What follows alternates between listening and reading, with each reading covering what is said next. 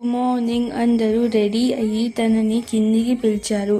తను ఇంట్లో ఎక్కడా కనిపించడం లేదు. ఫోన్ చేసినా లిఫ్ట్ చేయట్లేదు. వాళ్ళు ఇంకా పెళ్లి చూపులు క్యాన్సిల్ చేసి తనకి ఈవినింగ్ కాల్ చేశారు. అప్పుడు తను ఫోన్ లిఫ్ట్ చేసి ఏమి అని అడిగింది. వాళ్ళు తనతో మేము పెళ్ళి క్యాన్సిల్ చేశాము, నువ్వు ఇంకా ఇంటికి రా అని చెప్పారు. తను సరే అని చెప్పింది. తను కాల్ కట్ చేశాక వీళ్ళు ఒక సొల్యూషన్ ఆలోచించారు. తను నైట్ 8 ఇంటికి వచ్చింది. వాళ్ళతో ఏమీ మాట్లాడకుండా తను డిన్నర్ చేసి తన రూమ్కి వెళ్ళి నిద్రపోయింది.